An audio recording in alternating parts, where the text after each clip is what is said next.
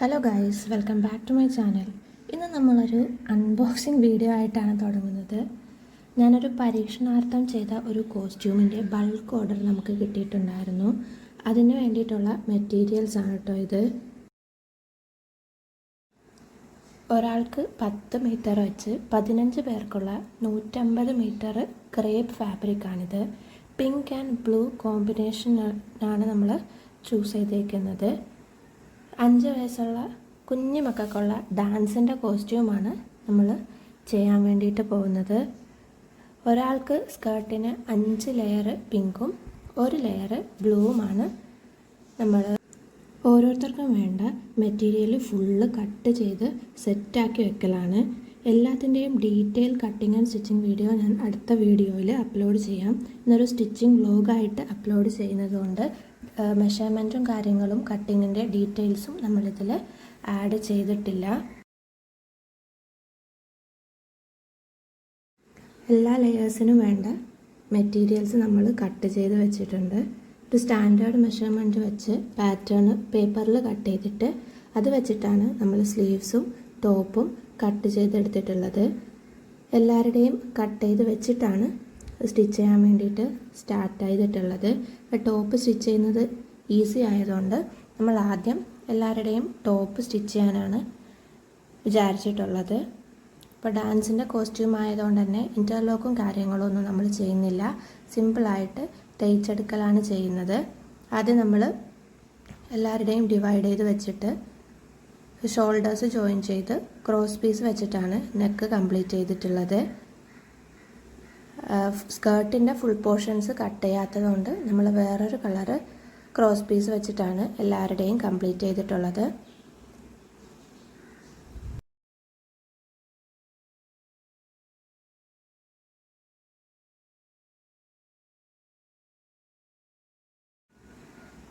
Top ഒരു ദിവസം ഇരുന്ന് സ്റ്റിച്ച് ചെയ്തിട്ട് ബാക്കി ദിവസം സ്കേർട്ട് സ്റ്റിച്ച് ചെയ്യാമെന്നാണ് നമ്മൾ വിചാരിച്ചിട്ടുള്ളത്.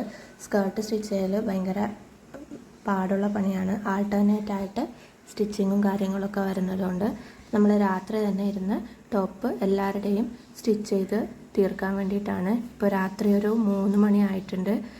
നമ്മൾ എല്ലാവരുടെയും ടോപ്പ് സ്ലീവും വെച്ച് ഫുള്ള് സെറ്റ് ചെയ്യാനായിട്ട് മെനക്കെട്ടുകൊണ്ടിരിക്കുവാണ്.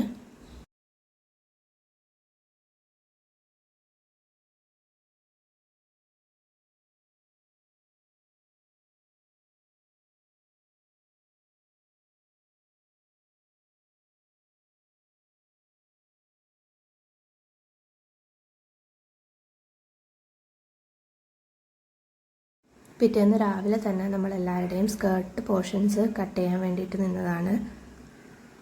ആദ്യം ബ്ലൂ ലെയേഴ്സ് ഫുള്ള് കട്ട് ചെയ്തിട്ട് പിന്നെ പിങ്ക് കട്ട് ചെയ്യാമെന്നാണ് നമ്മൾ വിചാരിച്ചിട്ടുള്ളത്.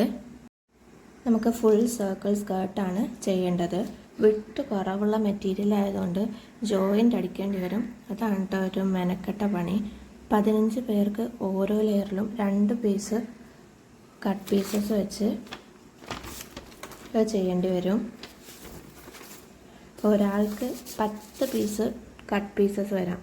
അങ്ങനെയാണെങ്കിൽ 150 കട്ട് പീസസ് നമ്മൾ കട്ട് ചെയ്തെടുക്കേണ്ടി വരും. ഒരു തലക്ക് കിളി പോകും എന്നുള്ളൊരവസ്ഥയായിരുന്നു. കുറച്ച് വിടുത്തുള്ള ഫാബ്രിക്കുള്ള തുണിയായിരുന്നെങ്കിൽ നമുക്ക് പെട്ടെന്ന് കട്ടിങ് ആൻഡ് സ്റ്റിച്ചിങ് കഴിയുമായിരുന്നു. പക്ഷെ നമുക്ക് ഈ ഒരു കളറിൽ ഈ ഒരു വിടുത്താണ് നമുക്ക് കിട്ടിയത്. അത് വെച്ചിട്ടാണ് നമ്മൾ കട്ട് ചെയ്തുകൊണ്ടിരിക്കുന്നത്. ഫുൾ കട്ടിങ് നമുക്ക് ഒറ്റ ദിവസം ചെയ്യാൻ പറ്റില്ല. ഈ ഒരു കട്ട് പീസ് ഉള്ളതുകൊണ്ട് കട്ട് പീസ് കൂടി കട്ട് ചെയ്തിട്ട് സെറ്റ് ചെയ്ത് പിറ്റേന്നിരുന്ന് കട്ട് ചെയ്യാമെന്നാണ് സ്റ്റിച്ച് ചെയ്യാമെന്നാണ് വിചാരിച്ചത്.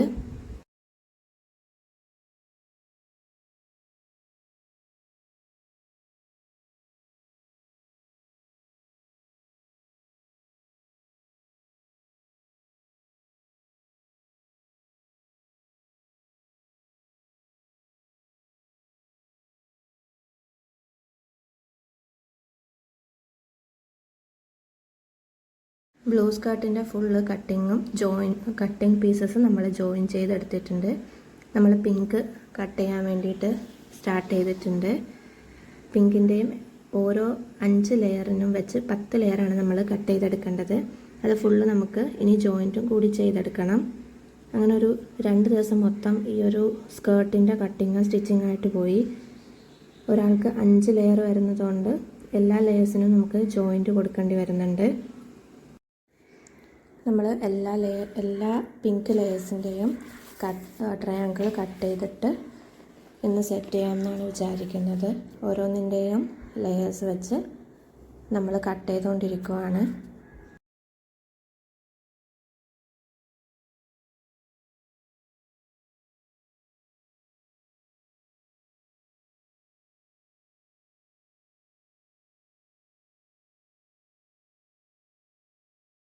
ആയപ്പോഴത്തേനും കട്ട് ചെയ്ത പീസസ് സെറ്റ് ചെയ്തിട്ട് ബാക്കി നാളെ കട്ട് ചെയ്യാമെന്നാണ് നമ്മൾ വിചാരിച്ചത്. അങ്ങനെ നമ്മൾ കട്ട് ചെയ്ത പിങ്ക് ലെയേഴ്സിനെയൊക്കെ ജോയിൻ ചെയ്തെടുക്കുവാണ്. അപ്പോഴത്തേനും രാത്രി 3 മണിയൊക്കെ ആയിട്ടുണ്ട്. നമ്മൾ ഫുൾ ലെയേഴ്സ് സെറ്റ് ചെയ്തിട്ടാണ് ഇനി നമുക്ക് സ്കേർട്ട് ചെയ്യാൻ പറ്റത്തുള്ളൂ. നമ്മൾ സ്കേർട്ടിൻ്റെ സെൻറ്ററിൽ ഒരു പീസ് വെച്ചിട്ടാണ് അതിൻ്റെ ആൾട്ടർനേഷൻസ് ജോയിൻ ചെയ്തെടുക്കുന്നത്.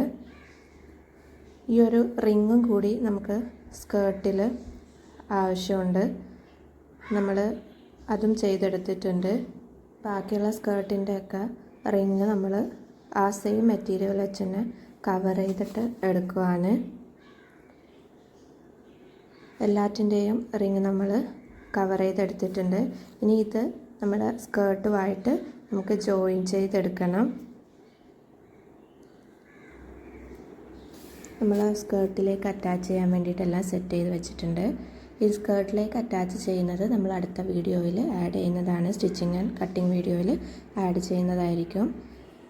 ഇത് നമ്മൾ എൻ്റെ മോൾക്കിട്ട് അതൊന്ന് ട്രൈ ചെയ്ത് നോക്കിയതാണ്. അവൾ ഡാൻസ് പ്രോഗ്രാമിനുള്ളതാണ്. ഇനി ഇത് സ്റ്റിഫായിട്ട് നിൽക്കാൻ വേണ്ടി നമ്മളിതിലേക്ക് കമ്പിയും കൂടി ആഡ് ചെയ്യുന്നുണ്ട്. അവരൊക്കെ റെഡി ആയിട്ട് നിൽപ്പുണ്ട് ഡാൻസിന് വേണ്ടിയിട്ട്. ഇതിൻ്റെ ഫൈനൽ ലുക്ക് ഇതാ ഇങ്ങനെയാണ് വരുന്നത്. റെഫറൻസ് നമ്മൾ ആ ബോക്സിൽ കൊടുത്തതാണ് നമുക്ക് തന്നേക്കുന്ന റെഫറൻസ് എന്ന് പറയുന്നത്. റെഫറൻസുമായിട്ട് നമ്മൾ ചെയ്ത വർക്ക് എത്രത്തോളം ആയിട്ടുണ്ട് എന്നുള്ളത് നിങ്ങളൊന്ന് കമൻറ്റ് ചെയ്യണം കേട്ടോ.